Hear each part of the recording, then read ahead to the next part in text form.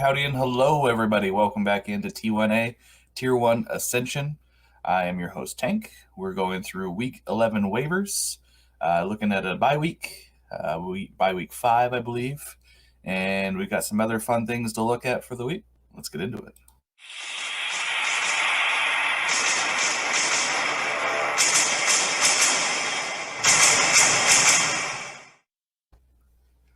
So, like I said, Week 11 waivers, bye week number 5. We've got 3 bye weeks left with that big one on Week 14. Everybody's still trying to make it through, survive these bye weeks. Well, guess what? At the end of the last bye week is playoffs for a lot of people. So Week 15. So we got to make sure that we're ready for that. Make sure you're ready to try to make your run. If you're ready to make a run, and try to make some trades if you need to make the trades. But first, let's talk about waivers. First one up is going to be Trey McKitty. Gerald Everett went out with a groin injury last week, so he's listed as day-to-day, but this could be something that lingers. It could be something that he starts a game and then he goes out. It could be something that he plays a quarter and then he goes out. A growing injury is so tricky sometimes that a wrong move re-aggravates it, very much like a hamstring. So this is just something to watch for Trey McKitty. With Mike Williams being out, Keenan Allen being out, he has already seen a few targets. I mean, he had 6 targets after Gerald Everett went out. Granted, he only caught 3 of them, and he had a huge touchdown drop in Week 10. Trey McKitty is going to see some volume. So until Mike Williams, Keenan are fully back, and Gerald is fully back, it's going to probably flow through Josh Palmer, DeAndre Carter, and Eckler. So right now, Trey McKitty is only rostered in 14% of leagues, so probably have somebody that you could find. Hey, if you're liking this, click the like. If you want to subscribe, fantastic. We'd love to keep showing you guys some new footage. I try to do a weekly waiver. The off season, we're going to be doing some fun stuff, maybe even starting a listener league. Not sure yet, but stay tuned. Turn on the notifications, and if you have any ideas for shows or want to make a comment, please feel free to do so. We'll get back to you. All right, next up, we have Kendall Hinton and Montrell Washington. So Jerry Jeudy went out with an ankle injury. Not sure quite what it is yet. They've said it's definitely not an Achilles, but we don't know besides that what it is just yet. Hamler ended up getting a hamstring injury during the practice during the week. It's kind of a very quiet one. I didn't even hear about it. I thought as soon as I heard the Jeudy injury, I was like, oh, Hamler to the moon. But unfortunately, he was out too. So these are going to be 2 guys that you can look at as some fill-ins, especially, we're looking at our dynasty rosters that are, 20, 30 players deep. You're going to have to reach for some guys and hope that they're going to get some production. All these guys might be just somebody that can get you through a bye week for some of your bigger wide receiver players. Let's see, last week, Hinton had 4 receptions on 5 targets and 62 yards. I think Washington only had 1 target and he caught it, but it wasn't anything exciting, maybe like 10, 12 yards or something. But right now they should be available. Rostered in 3% for Kendall Hinton and 9% for Montrell Washington in all of the sleeper leagues right now.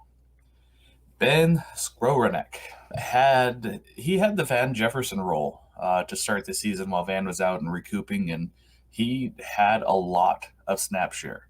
So they obviously have been running some 3 wide receiver sets. I think they've gone away from as many 2 tight end sets as they used to run with Gerald Everett and Higbee out there. So a lot of it's gone 3 wide receiver. With Cooper Kupp's injury going out, it sounds like it's going to be an ankle surgery. 4 to 6 weeks. He's definitely going to IR.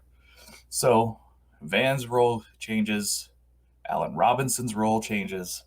Skowronek and Tutu Atwell, they kind of come into play. But But out of everybody, I think Skowronek is going to be the guy that comes into the most volume. He already saw 7 targets last week after Cup went out in all but 3 of the games. So the first 3 games that Van came back, he had like 60 some odd percent snap share. Other than that, he's been over 85% snap share, including 90% plus in this last week. So Ben's got a spot on the roster. Stafford targets him, so he's definitely going to be worth grabbing.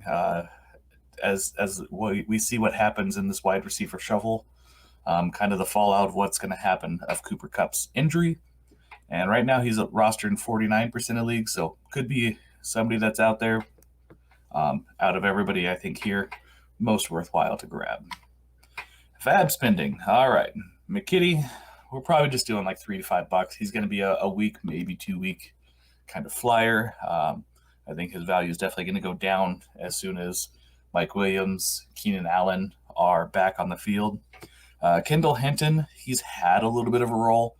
Definitely saw an influx of targets and stuff come through once Judy went down, so he's likely the next man up. And Montreal Washington is still going to be somebody that's worth throwing in there. Kind of like when I was talking about Rashid Shaheed. He's a big play guy. One pass, he's going to get you like 8 to 10 points from a long touchdown, and that's probably all he's going to get. So, Hinton, $5 to $7. Montreal Washington, $1, maybe $3. Trying to save a little bit of this money for your playoff spending, because there's not going to be a lot of players out there to trade with deadlines coming up. Ben is going to be the big one. I'm going to go $5 to $15 on him, which is pretty expensive right now, but you're thinking the next 4 weeks, that's pushing us into week 15 to week 17, so 4 to 6 weeks before Cooper Kupp's back. So he's going to have a role. He's going to have a place. He's going to be seeing some targets. So that's why I'm spending the most money on him right now. All right. Player watch for this week is a little bit different than what I've been doing. Trade line default for most sleeper leagues is week 11. So I told you a few weeks ago, check your settings, see what week your team or your league trade deadline is. Because this is going to be a big factor. You have to set up now. Are you a contender?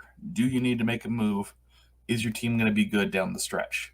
Start looking at your players' strength of schedule for what's going to happen in the playoffs, because this is going to make a big deal. Like, do you need to move a guy that's got, maybe you're moving DJ Moore to trade down for a guy that's got a better strength of schedule, like somebody from Seattle, like Lockett? Are you trading DJ Moore for Lockett and, maybe a piece or two on one side or the other, depending on how you value them? But are you trading them because the Seattle's got a better down the field, better playoff schedule for wide receivers? So it's just something to start looking at, because, a lot of people, this is their last week to trade. Players that I am looking at to trade for. So starting with running backs, I'm looking at the Chicago running backs, Herbert and Montgomery. They've both been a great tandem. I mean, I know that Herbert is a little injured right now, but he's still going to be that support role. And we're looking at, 14 through 17, 15 through 17 for weeks, as well as 11 through 17. So right now, through the rest of the year, these are the teams that I'm looking at to get players from. So Jacksonville. So we're definitely taking over ETN anywhere we can get him. I doubt you're going to be able to find anybody that's going to give him up. But JaMychal Hasty, is he going to play a little bit of a role? He's still getting some snap share. So what's his value, to go grab him as a backup? Because if ETN goes down for a week, who's going to start? Tennessee, I know you're not going to get Derrick Henry, but you can look at Dontrell Hilliard, Hassan Haskins, and see what those guys might be worth. Because if he goes down, the strength of schedule doesn't change because the running back goes down. It's the strength of schedule of who they're playing against. So we want to have a good player going into a strong or a weak strength of schedule. so that they got the most opportunity to perform. All right, wide receivers, Cincy. It's kind of a dumb saying. You know you're going to grab Cincinnati players anyways. We might have to start looking down the roster more past Boyd. Might see Mike Thomas or Irwin, I think is the other guy that's there, and see what's going on with those guys. And that'll probably be next week that we look at that. Hopefully we get some more clarification on what's going to happen with Jamar and his timetable to come back. It's just kind of been up in the air, and that he's not going to go on IR. So that's all we know. Miami, Waddle, you're probably not going to get him. Hill, you're probably not going to get him. But if you're looking to make a move and you're trading off a first and a second and a player, you might be able to land one of those guys for the run down the playoffs.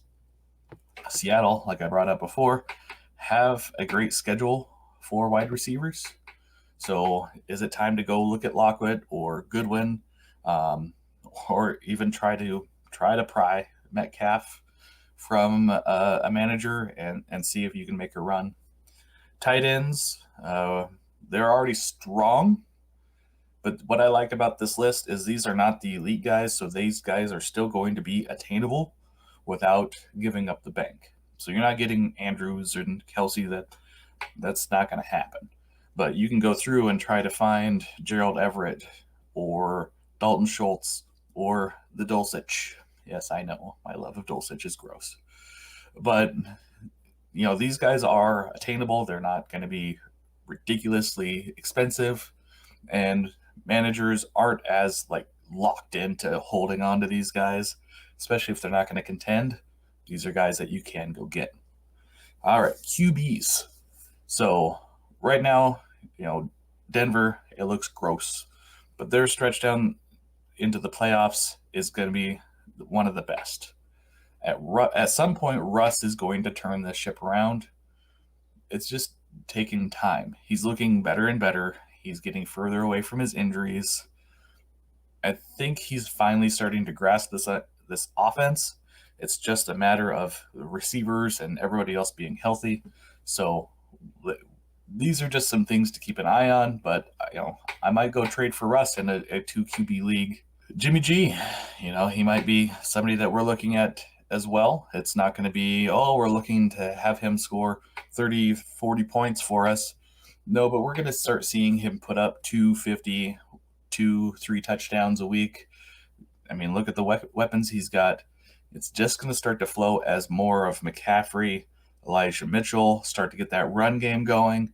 The passing game will open. The play action will open. This offense is going to start clicking and could be very gross down the line. And, Jimmy G could just be that second quarterback that you start every week that gives you that straight 15 to 20 points a week with the high upside of 25 to 30 and just makes your week even better. And if you can absolutely do this, go and get Justin Herbert. I think this is the lowest price you can get him at just because it looks so rough right now. Some people are out. They're just burnt. But we know it's dynasty. It's a long run. He's already proven that he's a good quarterback. And this is something I said at the beginning of the year when Mike and I went through our ones, is I'm hesitant on Herbert being the one for the year if his receivers are injured, because they're so good at possession and so good about getting long runs and lots of catching and, everything that makes that offense run, that if one of them out, it hurts them, makes that offense more sluggish because it's not open on both sides. You're having to rely on guys that aren't nearly as talented. You can't say Josh Palmer is as good as Keenan. You can't say Josh Palmer is as good as Mike Williams. Otherwise, he would have taken over a while ago. But, these are definitely some things to look at as we're looking at the strength of schedule from weeks 11 to 17. Some players and team stuff I'm looking at. Let's get this video wrapped up here. Bye weeks. We got 4 teams on byes. We got Miami Dolphins, Seattle Seahawks, Tampa Bay Buccaneers, and Jacksonville Jaguars. Those are the 4 teams on bye week. I don't got much else for you today other than have a great one.